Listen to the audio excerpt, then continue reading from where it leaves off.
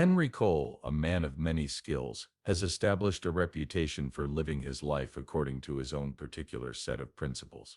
His penchant for speed and flair is reflected in his life outside of the screen, where he lives a lavish lifestyle that reflects his image. Henry's life is nothing short of exciting and sophisticated, as seen by his extensive wanderings over the globe and his collection of antique automobiles and motorbikes that are quite rare. Come with us while we investigate it.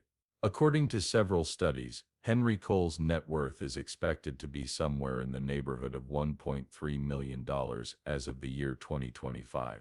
The first thing that has to be done, however, is to discover how he made his money. Henry made the move into the workforce after graduating from the famous Eton College, much like a large number of other graduates who did the same thing. He was looking for chances. The beginning of his career was spent working as a cameraman for several networks, including ITV and TF1. He began his career by directing rockumentaries for heavy rock bands, and later moved on to directing television advertisements and films. He had been working for a time before making this switch. Following his successful ascent to the top of the business, Henry began working on a variety of projects, ranging from music videos to advertising, in order to get useful insights.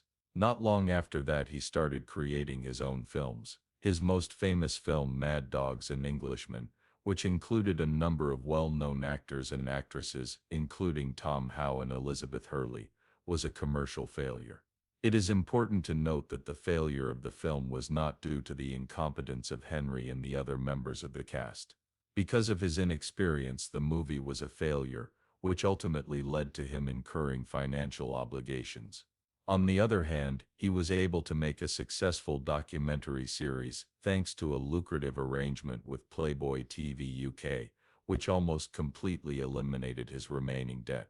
Henry presented the concept of Stars and Cars to the head of Channel 5 once he had recovered from his initial setback. Henry inserted a condition that stated he should be made a presenter for the show, which resulted in a frown being expressed in response to this. Channel 5, on the other hand, was enthusiastic about the show, but they did not want Henry to host it. As a means of further persuading the head of operations, he suggested that a Christmas special be produced at no cost. If it had positive ratings, he would be offered the series. If it did not, he would be satisfied with receiving a free lunch. Fortunately, the Christmas special was able to surpass expectations, and Henry was able to secure a series that went on to have a successful run of 5 years. Henry was still not content with the situation. In reality, bikes were his main love. Without having any past experience in the sector, he was aware that he would not be able to obtain that. Following the popularity of his show Stars and Cars, he decided to present yet another proposal to a travel channel, which was to ride a Harley-Davidson along Route 66. To our good fortune, the series was an instant hit, and it eventually developed into one of the most impressive motorcycle trips in the historical record. Henry has accumulated a sizable net worth as a result of the several productions he has worked on. So, what exactly does he spend all of that money on? We all know that Henry Cole is a high-spending individual when it comes to motorcycles, from Bro Superiors to Norton, but he is also a significant investor in real estate. It has been suggested that Henry is connected to a house on Bampton Road in Clanfield that is known as Calf Barn. However, there is only a limited amount of information accessible concerning Henry's holdings. It is estimated that the property, which is a reflection of his wealthy lifestyle, is around 2,691 square feet in size. The building, which was once used as a barn for agricultural purposes, has been transformed into a sumptuous yet intimate family home that elegantly combines contemporary design with traditional luxury. Despite the fact that the inside specifics of the property are not generally advertised, residences of this size often contain living areas that are enormous, kitchens that are up to date, and many bedrooms that incorporate ensuite bathrooms. From the overhead perspective, it is apparent that the property possesses large grounds that provide a sufficient amount of room for engaging in outdoor activities and seeking leisure.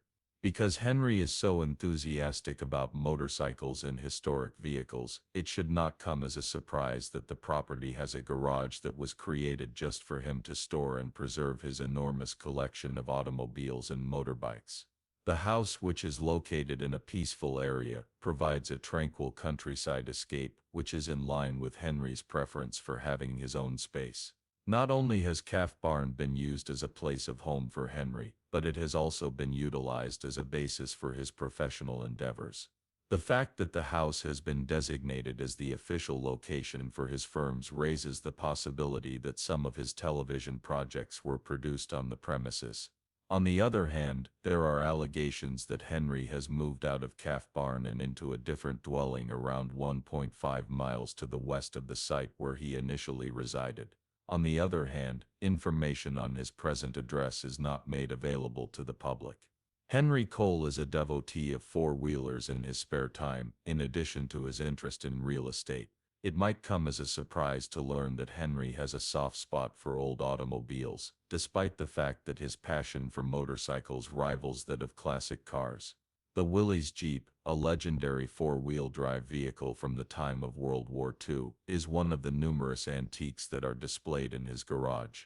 With the exception of his own bikes, he did not construct this one from the ground up. Henry reportedly purchased it from a collector in Cornwall, as stated on an episode of his show Shed and Buried. Henry would not have contemplated purchasing a Jeep if it were not a vehicle that could be used for a variety of purposes, despite the fact that the Jeep is well known for its sturdiness and historical importance.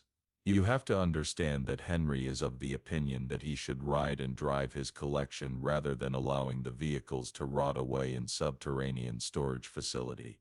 Indeed, the toughness of the Jeep was not the only factor that affected his choice to purchase it. The design was also a motivating factor. Because it has a lightweight body and a solid four-wheel drive system, the Jeep is able to easily maneuver through landscapes that are difficult to handle. A Go Devil engine with a capacity of 2.2 liters and 4 cylinders is housed beneath the hood, and it generates around 60 horsepower. It is possible that in today's environment, this could appear to be overly sluggish, but during the war it was more than competent. Within the context of his television show, Henry frequently discusses the significance of maintaining antique automobiles such as the Willys Jeep. He is of the opinion that these automobiles are more than simply vehicles, rather, he considers them to be living pieces of history that make people feel connected to the past. The fact that he also owns a Ford Model A full HSCC race-spec Chevy Camaro SS, a Buick, various Land Rovers, a Range Rover and antique tractors is due to the fact that he is passionate about preserving the history of automobiles. When you work for money, it is one thing. When you make your money work for you, it is something quite else. In his capacity as a shrewd businessman, Henry has a complete comprehension of this theory, which is the reason why he has diversified his portfolio. Gladstone Motorcycles, which is his own motorcycle firm, is one of the most astute investments he has made. Rest confident that Henry is the one who owns the firm, even if the name might not appear to be related to him. It was his uncle, Redbeard Gladstone, who was instrumental in his discovery of his passion for bicycles, and the name of the firm is an homage to him. In the past, when Henry was 12 years old, he went to Liverpool to see his uncle Redbeard's shed. It was then that he encountered his first love for bicycles. It was that encounter that laid the groundwork for his professional life. Consequently, ever since Henry fell in love with motorcycles, he has gone on to purchase a number of brands, one of which is the incomparable Bro Superior SS 100, which is also referred to as the Rolls-Royce of motorbikes. In addition to this, his garage is home to a Steve McQueen Desert Racer, an American chopper that was manufactured to order, a Norton Commando 961 SE Cafe Racer, a Dresda Triton 750cc, a Triumph Bonneville, and of course the Gladstone No. 1, which was the first product that his firm ever produced. In addition to his business, Henry also operates a retail store which caters to his followers who are interested in bringing a bit of his history into their own homes. T-shirts, flannel shirts, headgear and hoodies are just some of the goods that can be found at his shop, which also sells other apparel categories. In addition to items of clothes, the shop also provides a wide range of accessories, such as mugs that are made to order for customers who are interested in fashionable containers for their beverages. With a net worth as high as Henry's, it should come as no surprise that he would want to give back to the community, right? As a bike enthusiast, however, what could be a more meaningful way for him to give back to his community than by publishing a book that would motivate other riders?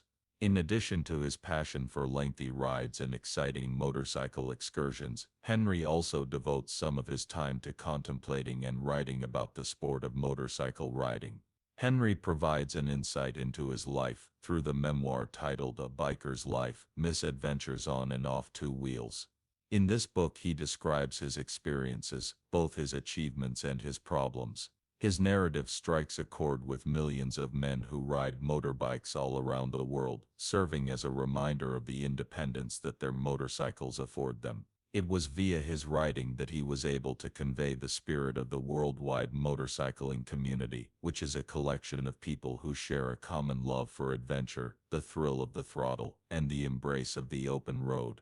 Henry's narrative awakened the hearts of many people who are passionate about riding bicycles to the idea that riding a bicycle is about more than simply the equipment at your disposal. It's about embracing freedom, seeking out new experiences, and taking pleasure in each and every moment along the road.